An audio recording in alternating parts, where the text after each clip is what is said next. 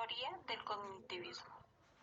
Es una teoría del aprendizaje que surge cuando los psicólogos y educadores comenzaron a estudiar procesos más complejos del pensamiento. Se concentraron en los procesos cognitivos o mentales que se requerían para lograr el aprendizaje. El cognitivismo incluye todas aquellas teorías que se centran en el estudio de la mente humana, para comprender cómo interpreta, procesa y almacena la información en la memoria. Es decir, el objetivo principal del cognitivismo es descubrir cómo la mente humana es capaz de pensar y aprender al mismo tiempo. Los principales exponentes del cognitivismo son Piaget y... ¿Qué es aprender desde el cognitivismo? El aprendizaje en el cognitivismo es un proceso de la mente en el que se almacena información, facilitando la creación de nuevos conocimientos. Además, se basa en los diferentes procesos que tienen lugar en los cambios de conducta, siendo usados como indicadores para entender lo que está pasando. ¿Qué es enseñar desde el cognitivismo? Este se refiere a promover el procesamiento mental a través de diferentes actividades y estrategias, para así generar diferentes aprendizajes. ¿Cómo se aprende en el cognitivismo? En el cognitivismo, el aprendizaje es un proceso escalonado. En primera instancia, la información se percibe a través de los sentidos. Una parte de ella se retiene en la memoria de corto plazo y desaparece, mientras otra es transferida a la memoria de largo plazo, donde se mantiene, pero si no se usa, también desaparece. Durante este proceso se pueden diferenciar tres etapas, según Galvis 2012. Acrecentamiento, estructuración y afinamiento, donde acrecentamiento consiste en acumular los conocimientos, estructuración consiste en formar las estructuras conceptuales y afinamiento consistente en el uso eficiente de este conocimiento. ¿Para qué se aprende en el cognitivismo? Se aprende para usar el conocimiento en situaciones reales, en donde se aplican tácticas para la solución de problemas, en todos los contextos, propiciando la práctica de aquellas destrezas, habilidades o conceptos. En esta teoría se enseña a través de los sentidos, partiendo de la experiencia del individuo y con ella generando nuevos conocimientos.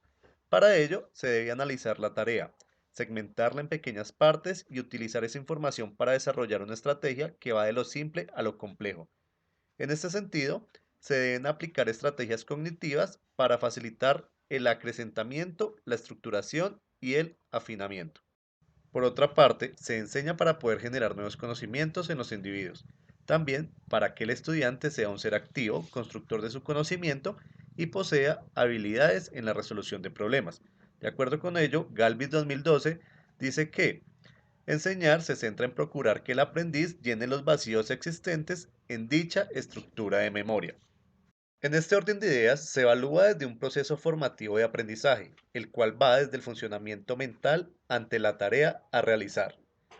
Asimismo, se permite monitorear y verificar el uso adecuado de las estrategias cognitivas, utilizando diferentes herramientas como los cuestionarios, trabajos de observación dentro del aula, etc. Y para seguir hablando de evaluación, esta se utiliza para determinar las fortalezas y debilidades de los propósitos u objetivos de la tarea. Asimismo, para verificar que el proceso cognitivo se haya alcanzado.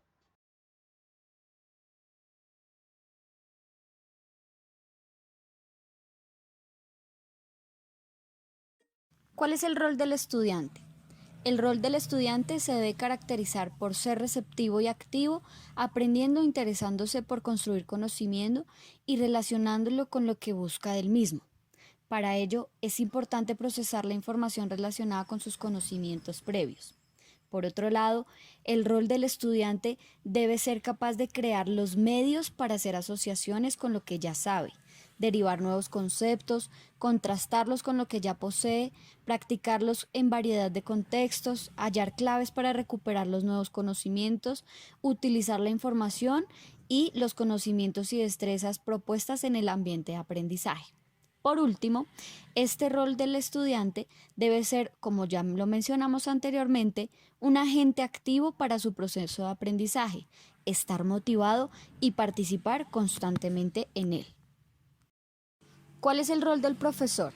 El rol del maestro es organizar y desarrollar experiencias que promuevan el aprendizaje del estudiante. Para ello, es necesario que éste diseñe ejercicios y prácticas en los que se proporcione retroalimentación, que permita que los nuevos conocimientos se relacionen, hagan asociaciones y asimilen dentro de la estructura cognitiva del estudiante. Por otro lado, el profesor hará que el procesamiento de la información sea más efectivo. Así, por ejemplo, puede hacer uso de estrategias cognitivas como metacognitivas. Finalmente, el docente propicia su procesamiento por parte del estudiante, favoreciendo que liguen o asocien con los que ya saben, empaqueten y almacenen periódicamente lo aprendido, propiciando la práctica de aquellas destrezas, habilidades o conceptos que interesa aprender en variedad y cantidad de contextos. ¿Cómo se relaciona con el entorno? Como bien lo menciona Vygotsky, la cognición es una función del entorno en el que se produce. En este sentido, la relación entre la teoría cognitiva con el entorno se basa en la interacción que tiene el individuo con elementos externos e internos.